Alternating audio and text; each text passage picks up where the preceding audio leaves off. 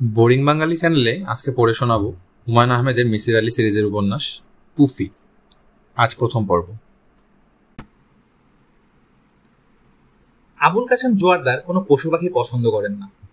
ছোটবেলায় তার বয়স যখন ৩, তখন একা ছাদে বসে পাউরুটি খাচ্ছিলেন। কথা নাই বার্তা নাই, দুটো তারকাক তার উপর ঝাঁপিয়ে পড়ল। একটা বসলো তার মাথায়, অন্যটা পাউরুটি নিয়ে উড়ে গেল। কাক শিশুদের ভয় পায় না। জোয়ারদার চিৎকার করে অজ্ঞান হওয়ার আগ পর্যন্ত দাঁড়কাকটা গম্ভীর ভঙ্গিতে মাথায় বসে রইল। দুটো ঠোকর দিয়ে মাথা জখম করে দিল। পাখি অপছন্দ করার জোয়ারদার সাহেবের এটি হলো শানে নুজুল। পশু অপছন্দ করার পেছনে কুচকুচে কালো রঙের একটা পাগলা কুকুরের ভূমিকা আছে। জোয়ারদার তখন ক্লাস 4-এ পড়েন। স্কুল ছুটি হয়েছে, সবাই বাড়ি ফিরছে। হঠাৎ পাগলা কুকুরটা ছুটে এসে তাকে কামড়ে ধরল। সব ছাত্র দৌড়ে পালালো। শুধু একজন তাকে রক্ষা করার জন্য ছুটে এলো। তার নাম জামাল। সে পড়ে ক্লাস 5-এ। জামাল তার বই নিয়ে কুকুরের মাথায় বাড়ি দিতে লাগলো। কুকুরটা তাকেও কামড়ালো। জোয়ারদার সাহেবের বাবা ছেলের নাভিতে 7টা ইঞ্জেকশন দেওয়ার ব্যবস্থা করলেন। জামালের কৃষক বাবার সেই সামর্থ্য ছিল না। তিনি ছেলের জন্য চাল করার ব্যবস্থা করলেন। নবীনগরের পীর সাহেবের পানি পড়া খাওয়ালেন। পাগলা কুকুরের কিছু লোম তাবিজে ভরে জামালের গলায় ঝুলিয়ে দেয়া হলো। চাল পড়া, পানি পড়া এবং তাবিজে কাজ হলো না। জামাল মারা গেল জলাতঙ্কে। শেষ পর্যায়ে তাকে দড়ি দিয়ে বেঁধে রাখা হয়েছিল। সে কুকুরের মতোই ঘর ঘর শব্দ করতে করতে মুখ দিয়ে ফেনা তুলতে তুলতে মারা গেল। জামালের মৃত্যুতে জোয়ারদার সাহেবের মানসিক কিছু সমস্যা মনে হয়েছিল। বাড়িতে যখন কেউ থাকে না, তখন তিনি জামালকে চোখের সামনে দেখতে পান। জামাল স্বাভাবিক ভঙ্গিতে ঘুরে বেড়ায়, অনিকার খেলনা নিয়ে খেলে। জোয়ারদার সাহেবের বয়স বেড়েছে, জামালের বাড়েনি। মৃত্যু আশ্চর্য ব্যাপার, মানুষের বয়স আটকে দেয়। অনিকা জোয়ারদার সাহেবের একমাত্র মেয়ে। সে এবার ক্লাস 5-এ উঠেছে। পড়াশোনায় সে অত্যন্ত ভালো। সে যে ইংরেজি স্কুলে পড়ে তার প্রিন্সিপাল জোয়ারদার সাহেবকে ব্যক্তিগত চিঠি পাঠিয়েছেন। চিঠিতে লেখা, "We are proud to have your daughter in our school." Joardar তার মেয়েকে অসম্ভব ভালোবাসেন। ভালোবাসা প্রকাশ করতে পারেন না, লজ্জা লজ্জা লাগে। জোয়ারদার তার সঙ্গে গল্প করতে খানিকটা অস্বস্তি বোধ করেন। অস্বস্তি বোধ করার সঙ্গত কারণ আছে। মেয়ের কোনো প্রশ্নের জবাবই তিনি দিতে পারেন না। ছুটির দিনগুলো জোয়ারদার সাহেবের দুশ্চিন্তায় কাটে। এই দিনগুলোতে মেয়ে তার সঙ্গে ব্রেকফাস্ট, লাঞ্চ এবং ডিনার করে। অনিকা তখন প্রশ্নের পর প্রশ্ন করতে থাকে। তিনি শুকনো মুখ করে বসে থাকেন। মাঝে মধ্যে স্ত্রীর দিকে তাকান। তার স্ত্রী সুলতানা মেয়েকে ধমক দেন, "খাওয়ার সময় এত কথা কিসের?" ধমকে কাজ হয় না। অনিকার ধারাবাহিক প্রশ্ন চলতেই থাকে। কিছু প্রশ্নের নমুনা, "বিদ্যুৎ চমকের সময় কি হয় জানো বাবা?" "না তো।" "ইলেকট্রিক্যাল এনার্জি 3 ভাগে ভাগ হয়ে যায়, লাইট এনার্জি, সাউন্ড এবং হিট এনার্জি।" "ভালো তো।"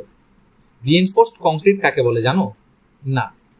"সব বড় বড় বিল্ডিং রিইনফোর্স কংক্রিটে বানানো।" "ও আচ্ছা।" "কংক্রিট কি জানো?" "বলো তো কি?"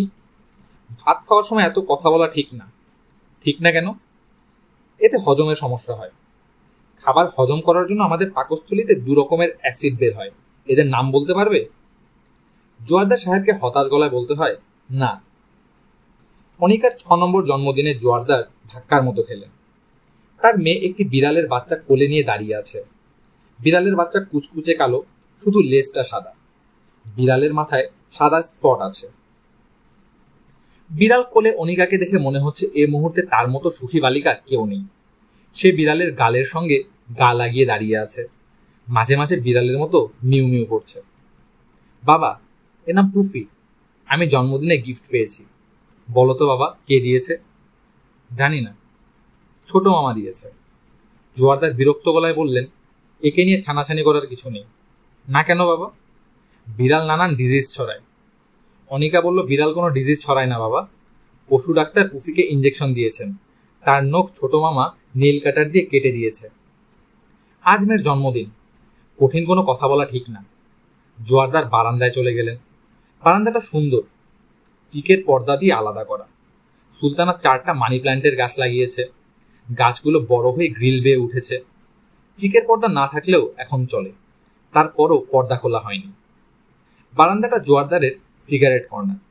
সারাদিনে গুনে গুনে তিনি 5টা সিগারেট খান। কয় নম্বর সিগারেট কখন খাবেন সব হিসাব করা। 4র্থ সিগারেট সন্ধ্যা মিলবার পর ধরাবার কথা। সন্ধ্যা মিলাতে এখনো অনেক বাকি। তারপরও জোয়ারদার সিগারেট ধরালেন। বিড়ালের বাচ্চা তার মেজাজ নষ্ট করে দিয়েছে। সুলতানা বারান্দায় ঢুকে বললেন, মুখ ভোতা করে এখানে বসে আছো কেন? জোয়ারদার স্ত্রীর কথার জবাব দিলেন না। সুলতানা বললেন, তুমি ড্রেস বদলাও। পায়জামা পাঞ্জাবি ইস্ত্রি করে রেখেছি, দেরি হয়ে যাচ্ছে তো। দেরি হয়ে যাচ্ছে মানে কি? তুমি ভুলে গেছো অনিকার জন্মদিনে রঞ্জু পার্টি দিচ্ছে।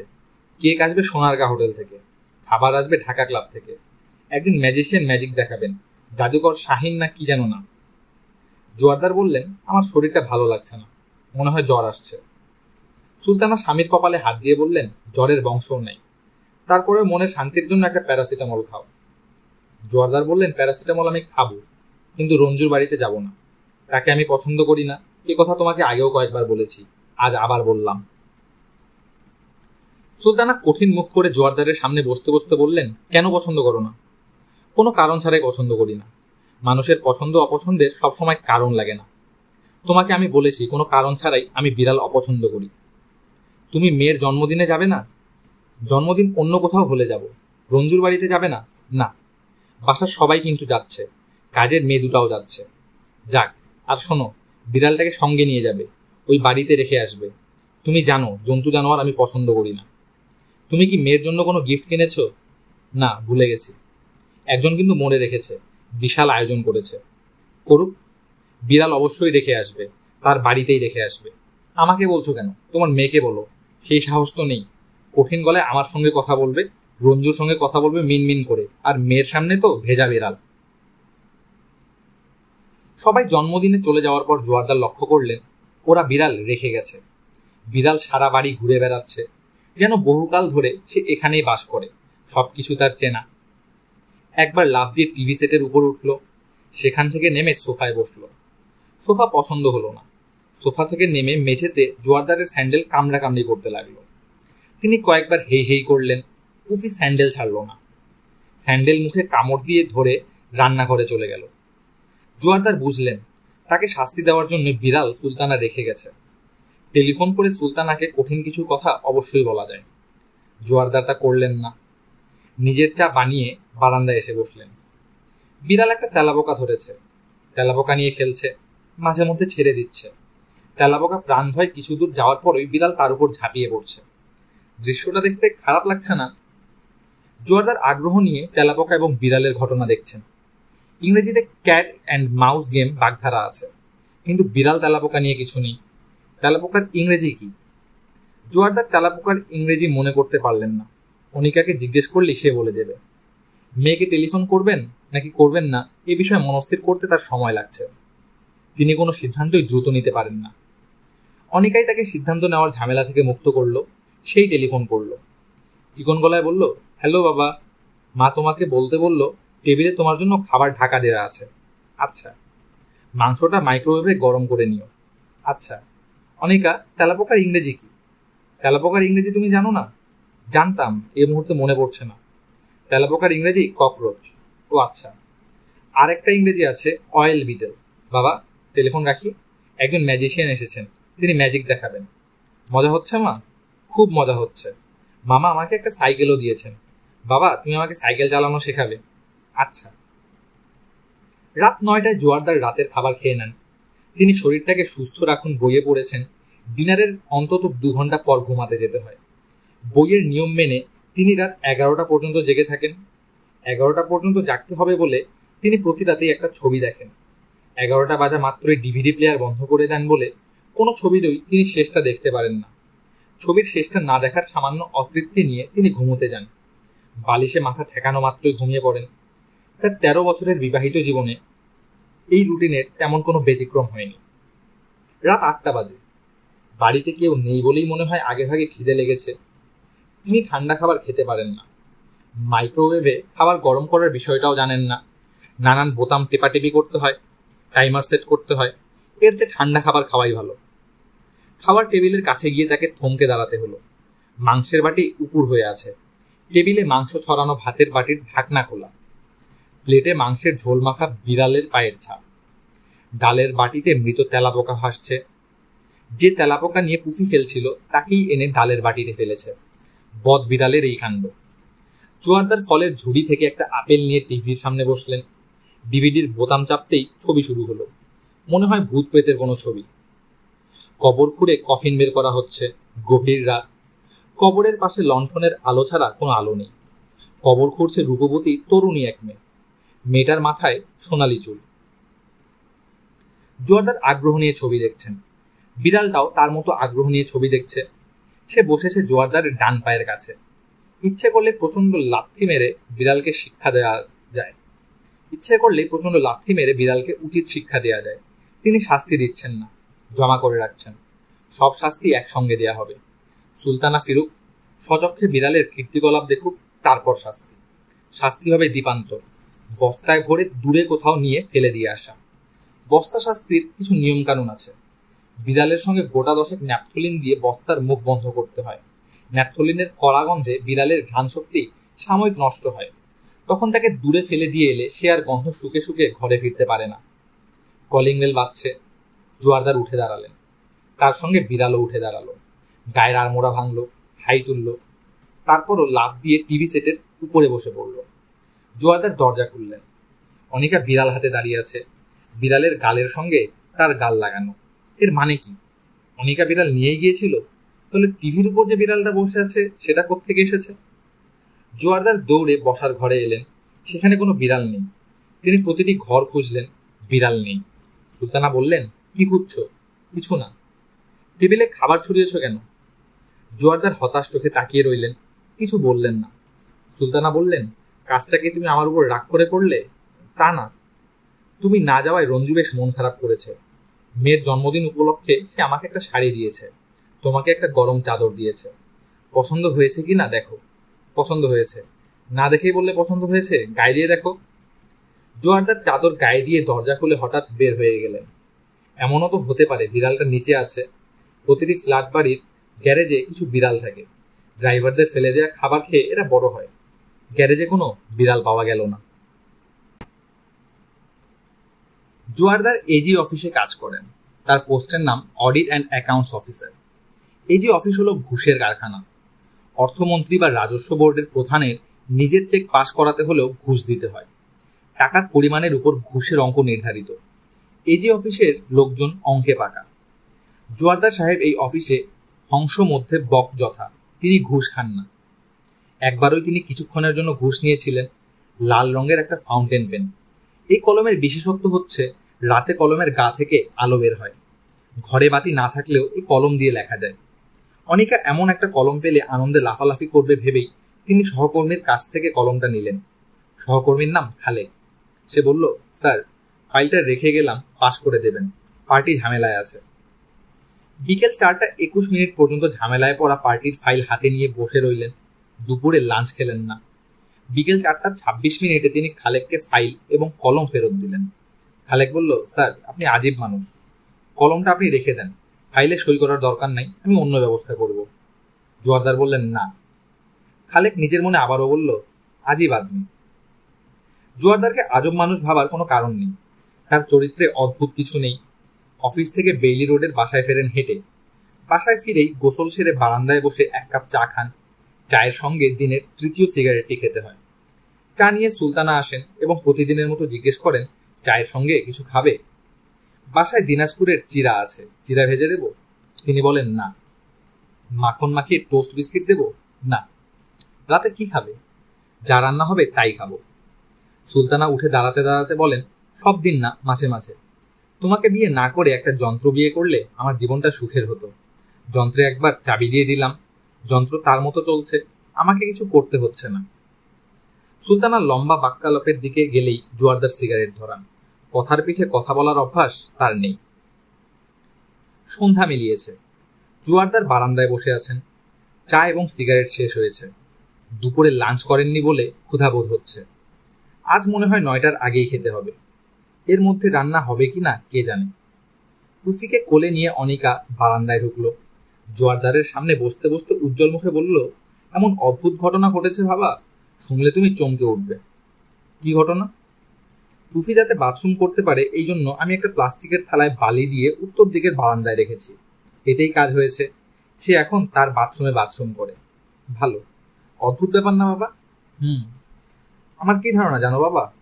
আমার ধারণা বিড়ালদের ভাষা আছে, তারা এ ভাষায় নিজেদের সঙ্গে কথা বলে। তুমি শুধু হু হু করছো, কথা বলছো না। শরীরটা ভালো লাগছে না। পুফিকে একটু কোলে নেবে? একটু কোলে নাও না প্লিজ। ও তোমার কোলে যেতে চাচ্ছে, দেখো না কেমন করুণ চোখে তাকিয়ে আছে। জোয়ারদার দেখলেন বিড়ালটা সত্যি তার দিকে তাকিয়ে আছে। বিড়ালটার ডান চোখের উপর কালো দাগ। তিনি যে বিড়ালটা দেখেছেন তার চোখের উপর দাগ ছিল কিনা তিনি মনে করতে পারলেন না। বাবা, আজ ক্লাসে খুব লজ্জার একটা ঘটনা ঘটেছে, বলবো? মাকে বলেছিলাম, মা বলল এ ধরনের পচা গল্প যেন আমি কখনো না করি। তুমি শুনবে? তোমার মা যখন নিষেধ করেছে তখন থাক। আমার খুব বলতে ইচ্ছে করছে। তাহলে বলো। আমাদের ইংরেজি মিস আজ ক্লাসে ঢুকেই শব্দ করেছেন। আমরা সবাই চেষ্টা করেছি না হাসতে। তারপর মিসের করুণ মুখ দেখে হেসে ও একে অন্যের গায়ে গড়িয়ে পড়েছি। জোয়ারদার বললেন, ব্যাপারটা ঠিক বুঝতে পারলাম না। শব্দ করেছেন মানে কি? খারাপ শব্দ। জোয়ারদার অবাক হয়ে বললেন, শব্দের আবার ভালো খারাপ কি? অনিকা বলল, বাবা তুমি এত বোকা কেন? পুফির যত বুদ্ধি আছে তোমার তাও নেই। ম্যাডাম ফার্ট করেছেন। তার মানে কি? অনিকা বলল, এর মানে কি বলতে পারবো না, তোমাকে ডিকশনারি এনে দিচ্ছি, ডিকশনারিতে দেখো। অনিকা বাবার কোলে ইংরেজি ডিকশনারি দিয়ে গেল। জোয়ারদার ডিকশনারি খুললেন। এই শব্দটা ভার্ব হিসেবে ব্যবহার করা হয়, আবার নাউন হিসেবে ব্যবহার করা হয়। ভার্ব হলো to let air from the bubbles come out through the anus. Noun হলো an unpleasant, boring and stupid person. জোয়ারদারের মনে হলো তিনি এরকমই একজন, বোরিং এবং স্টুপিড। তিনি পরপর দুবার বললেন, I am a fart, I am a big fart. রাতে জোয়ারদার একা খেতে বসলেন। খেতে বসে লক্ষ্য করলেন সবার মধ্যে গোপন এক ধরনের ব্যস্ততা। জোয়ারদার বললেন, তোমরা খাবে না? সুলতানা বললেন, তোমাকে বলতে ভুলে গেছি, রঞ্জু আর একটা নতুন গাড়ি কিনেছে, নাম আলফ্রেড, 40 লাখ টাকা দাম। জোয়ারদার বললেন, ওর নতুন গাড়ি কেনার সঙ্গে তোমাদের না খাওয়ার কি সম্পর্ক?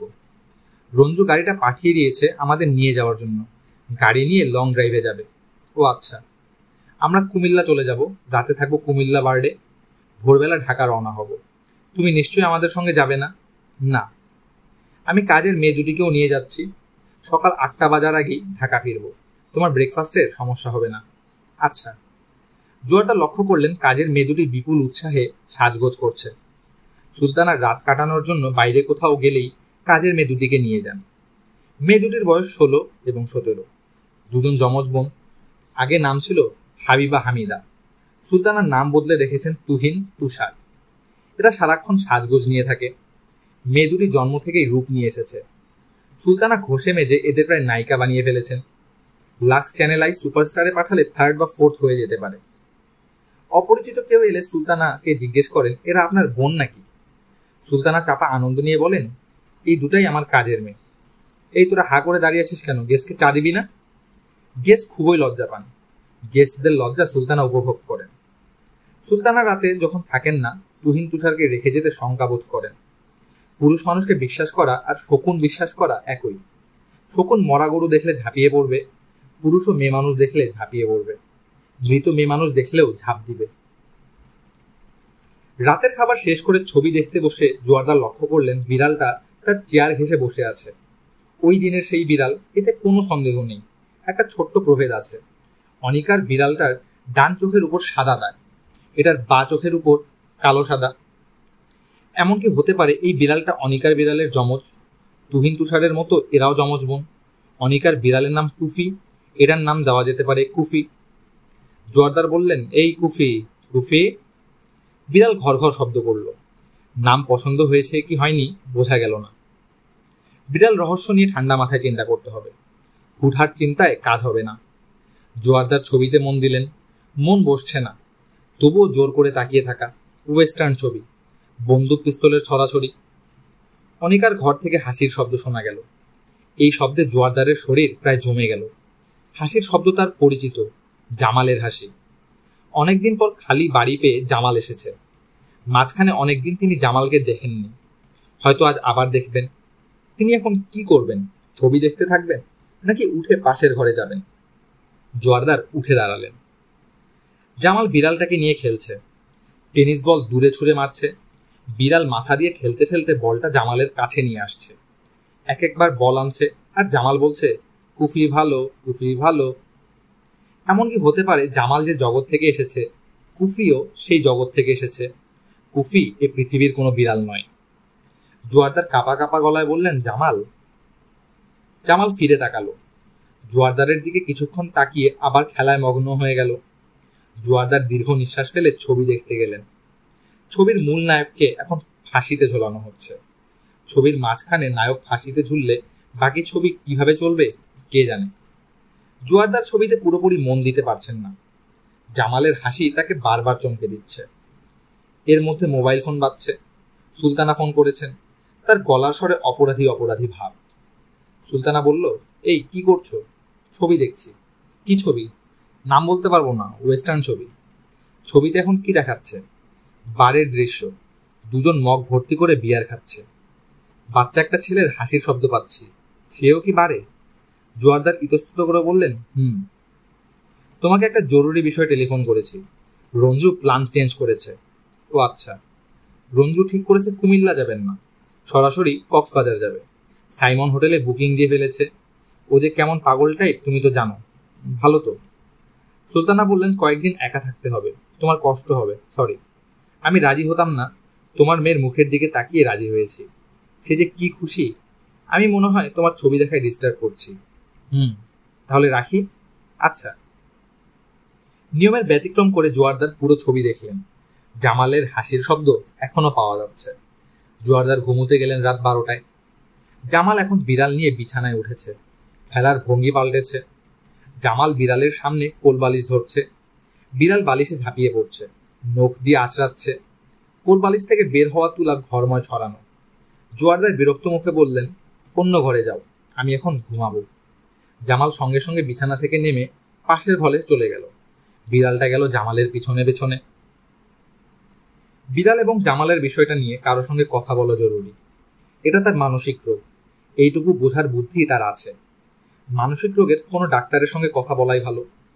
তার পরিচিত একজন আছে, ডাক্তার শায়লা। সে বেশ বড় ডাক্তার। বিলেত বা আমেরিকা থেকে ডিগ্রি নিয়ে এসেছেন। এখন অ্যাপোলো হাসপাতালের সাইকিয়াট্রি বিভাগের প্রধান। শায়লা তার দূর সম্পর্কের বোন। ময়মনসিংহ আনন্দমোহন কলেজে যখন আইএসসি পড়ত, তখন শায়লার জোয়ারদারের সঙ্গে বিয়ে পাকাপাকি হয়। পানচিনি হয়ে যায়। পানচিনি হবার দুদিন পর দুজন মিলে ব্রহ্মপুত্র নদীর পাশ দিয়ে 25 মিনিট হেঁটেছিলেন। শায়লা লজ্জায় মরে যাচ্ছিল। তাদের মধ্যে কোনো কথা হয়নি। কোনো কথা না পেয়ে তিনি একবার বললেন, তোমার কি মিষ্টি পছন্দ? নদীর পাড় দিয়ে হাঁটাহাঁটির পরদিন বিয়েটা ভেঙে যায়।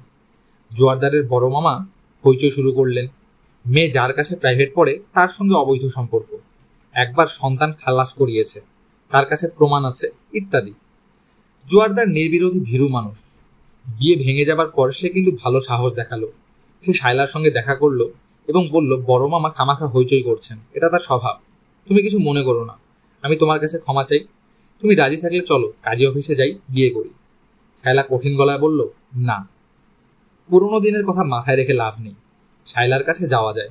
তিনি তো তার প্রেমিকার কাছে যাচ্ছেন না, ডাক্তারের কাছে যাচ্ছেন।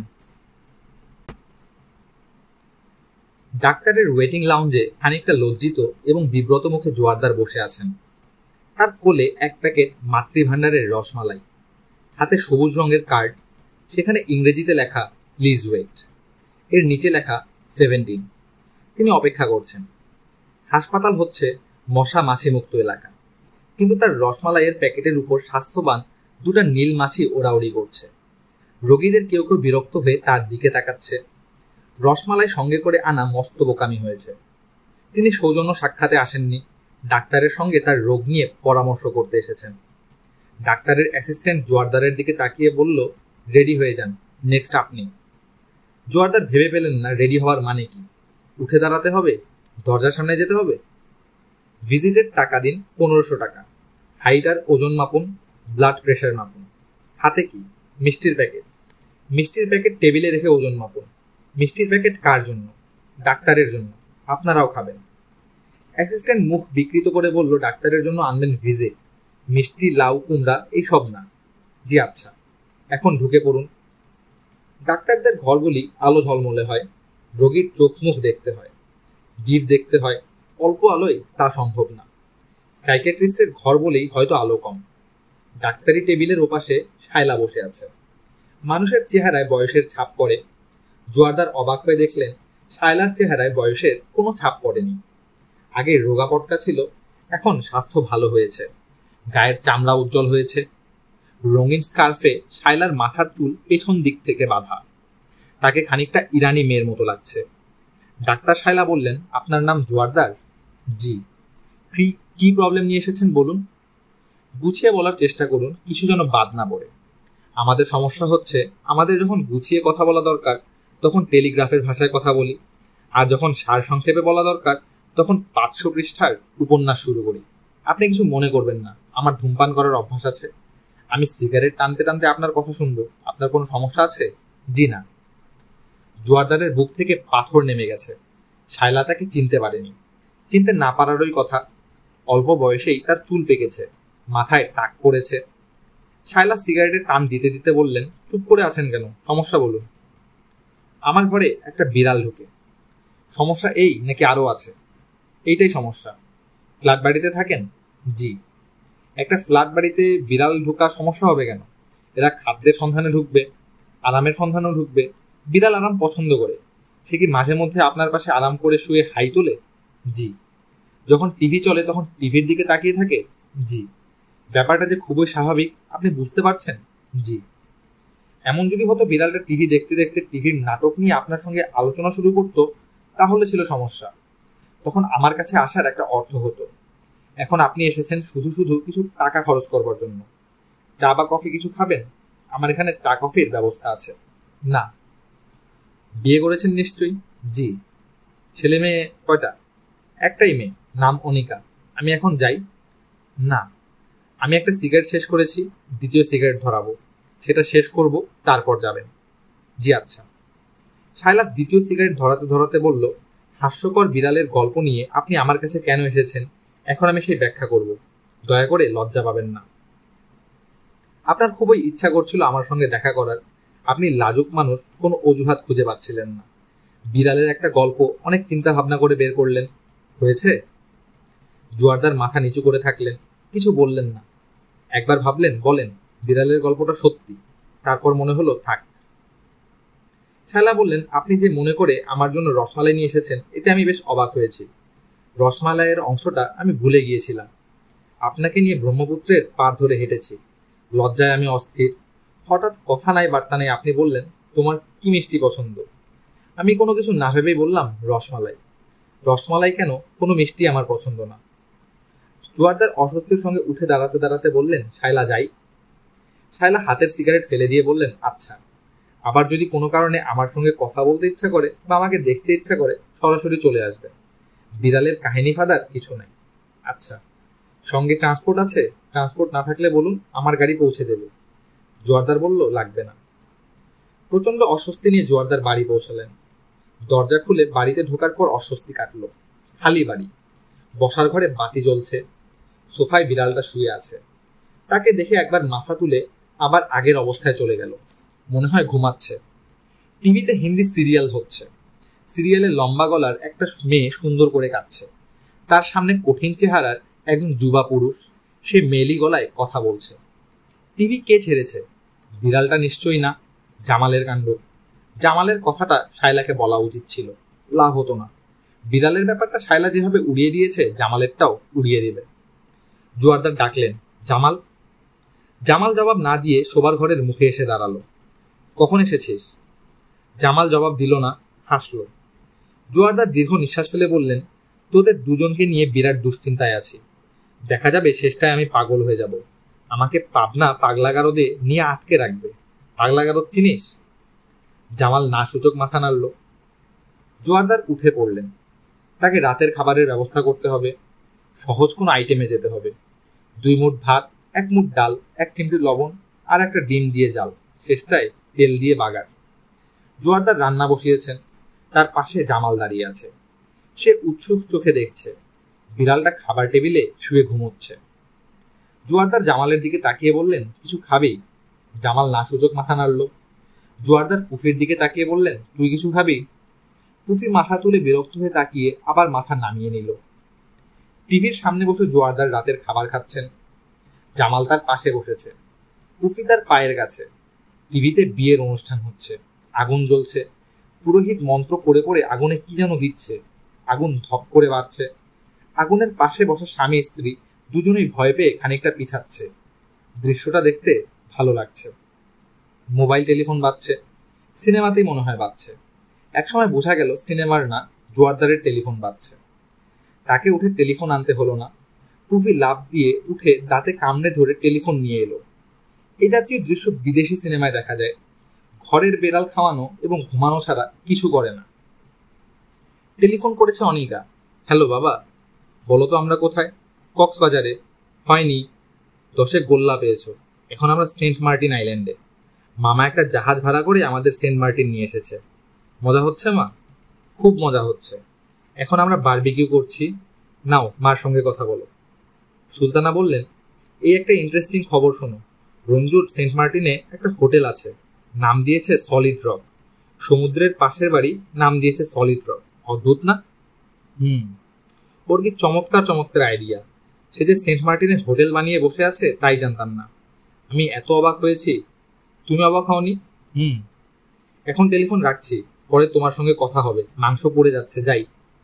আচ্ছা, আর একটু ধরো, অনিকা কথা বলবে। অনিকা, কি খবর মা? তোমাকে ছাড়া এসেছি তো বাবা, এই জন্য আমার বেশি ভালো লাগছে না। কয়েকদিন পর তো চলেই আসবে। বাবা শোনো, আমি ডাবের পানি দিয়ে গোসল করেছি। কেন? মা বলেছে ডাবের পানি দিয়ে গোসল করলে স্কিন ব্রাইট হয়, এই জন্য।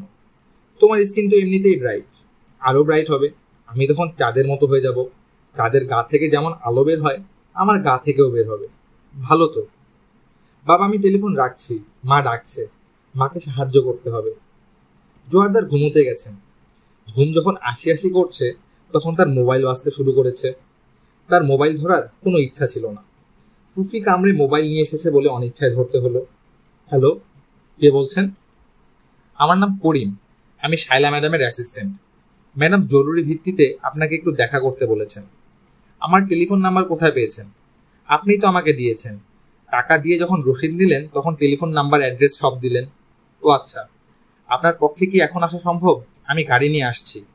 এখন সম্ভব না, আমি শুয়ে পড়েছি। আগামীকালকে আসতে পারবেন? সকাল 10টা থেকে 11টা এই সময় ম্যাডাম থাকবেন। কাল আমার অফিস আছে, তাহলে রাতে চেম্বারে আসুন। আচ্ছা, রাত 9টার দিকে এলেই হবে। রাত 9টার পর ম্যাডাম আপনার জন্য ফ্রি রাখবেন। আচ্ছা। জোয়ারদার ঘুমিয়ে পড়লেন। করিম তারপরেও অনেকক্ষণ হ্যালো হ্যালো করল। অফিস 5টায় ছুটি হয়। 4টা বাজতেই চেয়ার খালি হতে শুরু করে। যারা চক্ষু লজ্জার কারণে বসে থাকে তারা ঘন ঘন হাই তুলতে থাকে। ফাইলপত্র সব তালাবদ্ধ, টেবিল খালি। খালি টেবিলে সত্যি সত্যি মাছি ওড়ে। মাছি মারার ব্যাপারে কাউকে তেমন উৎসাহী মনে হয় না। আজ অফিস খালি হওয়া শুরু হয়েছে 3টা থেকে, কারণ আগামীকাল বৌদ্ধ পূর্ণিমার ছুটি। তাছাড়া আকাশে ঘন কালো মেঘ। ঝড় বৃষ্টি শুরু হওয়ার আগেই বাসায় চলে যাওয়া ভালো। জোয়ারদার সাহেব গভীর মনোযোগে ফাইলে চোখ বোলাচ্ছেন। আকাশ মেঘে অন্ধকার বলে বাতি জ্বালিয়েছেন। খালেক ঘরে ঢুকে বলল, স্যার যাবেন না? জোয়ারদার অবাক হয়ে বললেন, কোথায় যাব? বাসায় যাবেন, আর কোথায় যাবেন? 5টা তো এখনো বাজে নেই। খালেক টেবিলের সামনে বসতে বসতে বলল, আকাশের অবস্থা দেখেছেন? বিরাট তুফান হবে, আগে আগে চলে যাওয়া ভালো। জোয়ারদার কিছু বললেন না। খালেক বলল, স্যার একটা রিকোয়েস্ট করব, যদি অনুমতি দেন। জোয়ারদার হ্যাঁ সূচক মাথা নাড়লেন। খালেক বলল, আজ আমার সঙ্গে আমার বাসায় চলুন, রাতে খাওয়া দাওয়া করবেন, তারপর আমি নিজে পৌঁছে দেব। খালেককে অবাক করে দিয়ে জোয়ারদার বললেন, আচ্ছা স্যার, তাহলে দেরি করে লাভ নেই, উঠে পড়ুন। জোয়ারদার বললেন, 5টা বাজুক, অফিস ছুটি হোক। ঠিক আছে, বাজুক 5টা, আমি ক্যান্টিনে আছি, আপনার জন্য চা নাস্তা কিছু পাঠাবো? না। প্রবল বৃষ্টির মধ্যে জোয়ারদার লাল রঙের প্রাইভেট কারে উঠলেন। খালেক বলল, পেছনের সিটে আরাম করে বসুন, আমি ড্রাইভারের সঙ্গে বসছি। জোয়ারদার বললেন, কার গাড়ি? খালেক লজ্জিত ভঙ্গিতে বলল, আমার। মেয়ের স্কুল ডিউটি করতে হয়, এজন্য ধার দেনা করে কিনে ফেলেছি। আমার স্ত্রী অবশ্য এ গাড়িতে ওঠে না, তার ধারণা এটা ঘুষের টাকায় কেনা। ইচ্ছা করলে আমার স্ত্রীর সঙ্গে আর্গুমেন্টে যেতে পারতাম, বলতে পারতাম স্বামীর দায়িত্ব স্ত্রীর ভরণ পোষণ, আমি সেই দায়িত্ব পালন করছি। কিভাবে করছি সেটা আমার ব্যাপার, তুমি আমার বিচারক না। আর্গুমেন্ট ঠিক আছে না স্যার? জোয়ারদার জবাব দিলেন না। জানালা দিয়ে বাইরের বৃষ্টি দেখতে লাগলেন। ভালো বৃষ্টি নেমেছে। জানালার কাছে ধুমধাম শব্দ থেকে মনে হয় শিলাও পড়ছে। খালেকের ফ্ল্যাট বাড়ি ছবির মতো সুন্দর। বসার ঘরের টেবিলে লাল টকটকে ফুলদানিতে ধবধবে সাদা গোলাপ। গোলাপের গন্ধে ঘর গন্ধময় হয়ে আছে। জোয়ারদার বললেন, বাহ। খালেক বলল, ঘর সাজানো আমার স্ত্রীর ডিপার্টমেন্ট। নিজের বাড়িতে যখন ঢুকি মনে হয় নাটকের সেটে ঢুকে পড়েছি, বিশ্রী লাগে। নিজের ঘরে ঢুকবো, জুতা খুলে একদিকে ফেলবো, শার্ট আর একদিকে ফেলবো, তখনই না মজা। খালেকের স্ত্রী শামা ঘরে ঢুকে জোয়ারদারকে অস্বস্তিতে ফেলে বলল, আপনার মতো পুণ্যবান মানুষ আমার বাড়িতে, আজ আমার ঈদ, বলেই কদম বসি করল। মেয়েটি শ্যামলা, অপরূপ মুখশ্রী, চোখ মায়ায় টলমল করছে। জোয়ারদার থতমত খেয়ে গেলেন। কি বলবে ভেবে পেলেন না। কথার পিঠে কথা তিনি বলতে পারেন না। খালেক বলল, স্যার রাতে খাবেন? ফ্রিজে কিছু আছে? না থাকলে ড্রাইভার পাঠিয়ে আনাও। বৃষ্টি বাদলার দিনে ইলিশ ফ্রাই জমবে ভালো। মোরগ পোলাও, ইলিশ ফ্রাই। শ্যামা বলল, তোমার স্যারকে আমি আমার খাবার খাওয়াবো, তোমার কিছু না। জোয়ারদার অবাক হয়ে বললেন, দুজনের খাবার আলাদা নাকি? শ্যামা বলল, জি। ওর রোজগারের খাবার আমি খাই না। বাবার কাছ থেকে আমি কিছু টাকা পেয়েছি, আমি ওই টাকায় বাজার করি। ওর ফ্রিজ আলাদা, আমারটা আলাদা। আমার নিজের খাবার নিজে খাই। আমার বাবাও ছিলেন আপনার মতো সন্ন্যাসী টাইপ মানুষ, সেই অর্থে আমি সন্ন্যাসীর মেয়ে। আমি রান্নার জোগাড় দেখছি, তুমি তোমার স্যারের সঙ্গে গল্প করো। আধ ঘন্টার মধ্যে নাস্তার ব্যবস্থা করছি। স্যার আপনি গোসল করবেন না? জোয়ারদার অস্বস্তি নিয়ে তাকিয়ে আছেন। কি বলবেন বুঝতে পারছেন না। অফিস থেকে ফিরে দীর্ঘ সময় নিয়ে গোসল করা তার অনেক দিনের অভ্যাস। অন্যের বাড়িতে নিশ্চয়ই এটা করা যায় না। শ্যামা বলল, স্যার আমার বাবাকে দেখেছি অফিস থেকে ফিরেই অনেক সময় নিয়ে গোসল করতেন। আমার ধারণা আপনিও তাই করেন।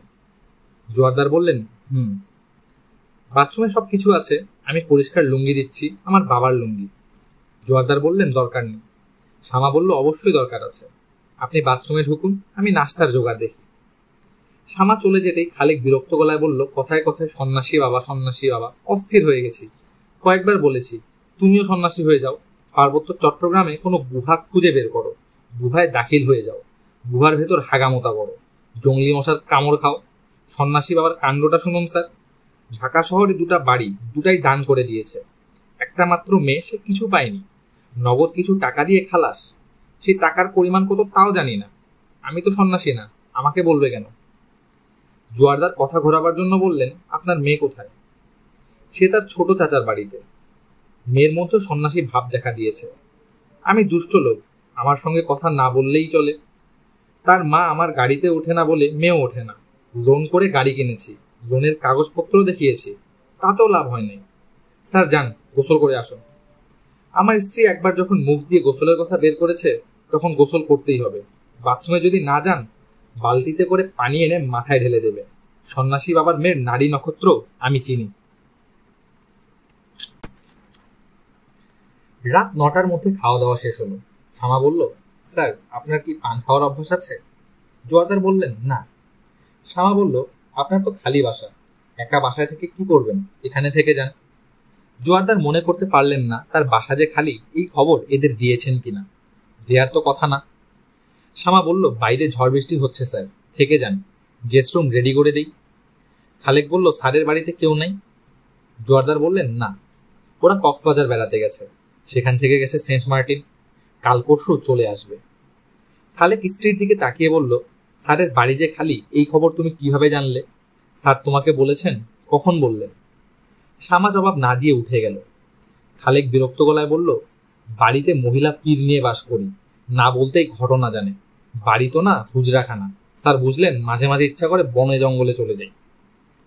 শ্যামা অনেক চেষ্টা করেও জোয়ারদারকে থেকে যাবার জন্য রাজি করাতে পারল না। খালেকের ড্রাইভার তাকে নামিয়ে দিতে গেল। বৃষ্টি তখনও পড়ছে, রাস্তাঘাটে পানি উঠে গেছে। গাড়ি কিছু দূর যাবার পরেই ড্রাইভার গাড়ি থামিয়ে দিয়ে বলল, স্যার একটা কথা বলি, যদি কিছু মনে না নেন। বলো। অপরাধ নেবেন না স্যার। না, অপরাধ নিব না।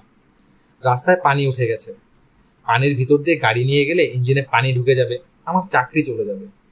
আমি কি এখানে নেমে যাব? নামলে ভালো হয় স্যার। গাড়িতে কি ছাতা আছে? জি না। জোয়ারদার বৃষ্টির মধ্যে নেমে গেলেন। গাড়ি হুশ করে তাকে পুরোপুরি ভিজিয়ে দিয়ে বের হয়ে গেল। জোয়ারদার মহা ঝামেলায় পড়লেন। চারদিক অন্ধকার, তিনি কোথায় আছেন কিছুই বুঝতে পারছেন না। বৃষ্টিও নেমেছে আকাশ ভেঙে। তিনি ফুটপাত ধরে এগোচ্ছেন। কিছু দূর যেতেই রাস্তার দুই ভাগ হয়ে গেল। এখন তিনি কোন দিকে যাবেন? খালেকের ড্রাইভার তাকে নিতে কেন রাজি হলো না তিনি বুঝতে পারছেন না। প্রচুর গাড়ি চলাচল করছে। একটা গাড়ি তো তার গা ঘেঁষে গেল। রাস্তার নোংরা পানিতে তিনি দ্বিতীয়বার মাখামাখি হয়ে গেলেন। রাস্তায় কোনো রিক্সা নেই। রিক্সা থাকলে জিজ্ঞেস করে জানা যেত তিনি কোথায়, তাকে কত দূর যেতে হবে। জোয়ারদার চমকে তাকালেন। তার ডান দিকে পুফি। কুকুর যেমন লেজ উঁচু করে রাখে, সেও লেজ উঁচু করে রেখেছে, মনে হয় দৃষ্টি আকর্ষণের জন্য। তিনি অবাক হয়ে তাকিয়ে আছেন। বিড়াল হাঁটতে শুরু করেছে। তিনি বিড়ালের পেছনে পেছনে যাচ্ছেন। জোয়ারদার নিশ্চিত এই বিড়াল তাকে পথ দেখিয়ে নিয়ে যাবে।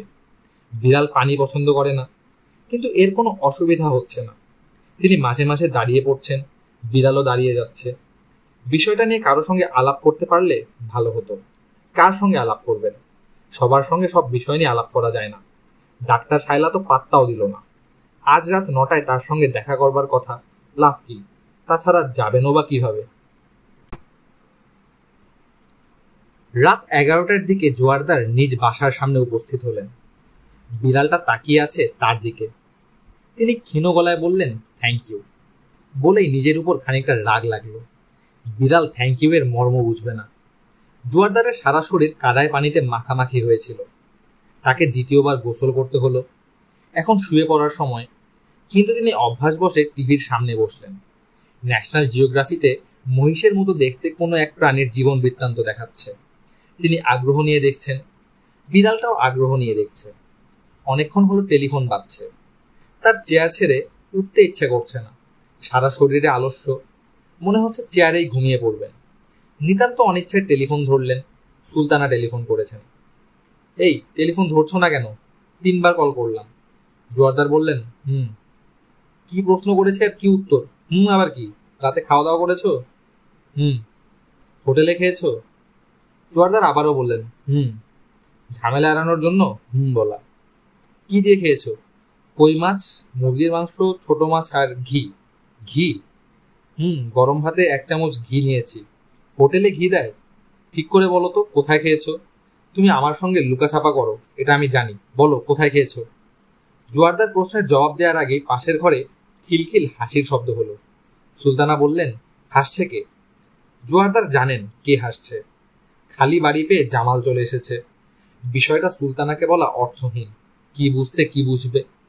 এই কথা বলছো না কেন? কে হাসে? কেউ না। কেউ না মানে? আমি পরিষ্কার শুনছি। খালি বাড়ি পেয়ে কাকে তুমি নিয়ে এসেছো? মেয়েটার নাম কি? রাস্তা থেকে এনেছো? বেশ্যামে? কত টাকা দিয়ে এনেছো? জোয়ারদার টেলিফোন লাইন কেটে দিলেন। সুলতানার কথা শোনার চেয়ে জন্তুর কাণ্ড কারখানা দেখা যায়। এর মধ্যে নিশ্চয়ই শিক্ষণীয় কিছু আছে।